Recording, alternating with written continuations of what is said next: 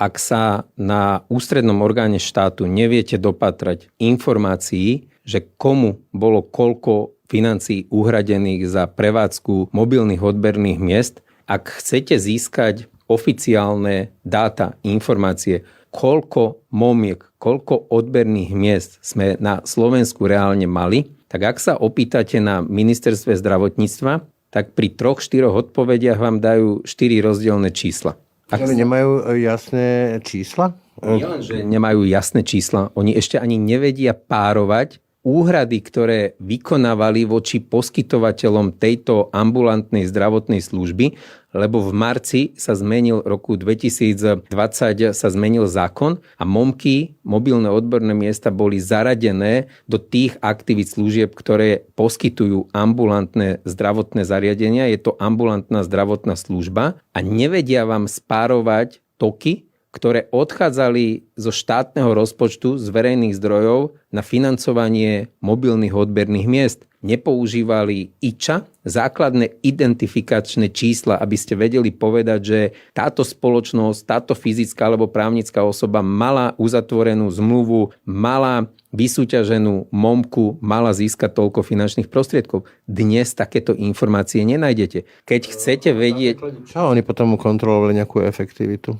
Na základe ničoho, pretože nič také nevykonávali. Oni nevykonávali kontrolu mobilných odberných miest, že či splnili zmluvné podmienky. Na celý tento systém vytvorenia prevádzky momiek išlo zo štátneho rozpočtu podľa odhadov Najvyššieho kontrolného úradu. Musím zdôrazniť odhadov a málo kedy sa nám to stáva, ale musíme byť len pri odhadoch, lebo my sme nedokázali získať žiadne reálne dáta od ministerstva zdravotníctva. Na základe tých dát, ktoré máme k dispozícii, na základe tých prepočtov, ktoré urobili moji kolegovia, kontrolóri a analytici, sme sa dostali na úroveň, že na Slovensku mohlo byť niekde okolo 3000 mobilných odberných miest, kde sa robilo testovanie cez AG alebo cez PCR testy a tých bezmála 3000 odberných miest dokázalo zo štátneho rozpočtu získať viac ako 315 miliónov eur. Viac ako 84 miliónov išlo na prevádzku, na zriadenie. Nikto neodkontroloval, že ako tie zdroje sú využité.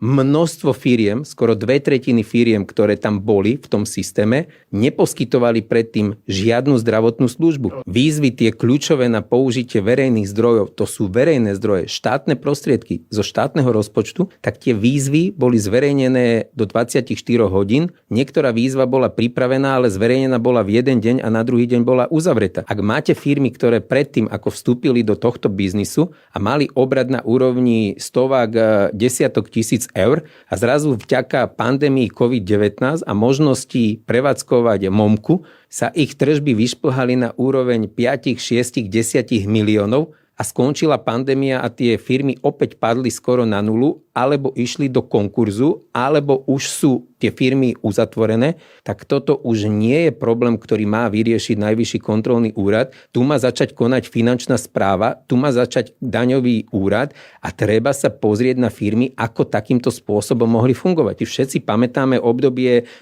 prelom rokov 2020-2021, že ak ste chceli fungovať a pracovať, tak ste každú chvíľu museli mať potvrdený PCR test. A my sme položili otázku ministerstvu zdravotníctva, ako je možné, že prevádzkovateľ MOMky, ktorý dostal od štátu bezplatne testy, ako on mohol vyberať poplatky od občana za to, aby dostal len A4-kový, A5-kový papier, že má negatívny výsledok testu.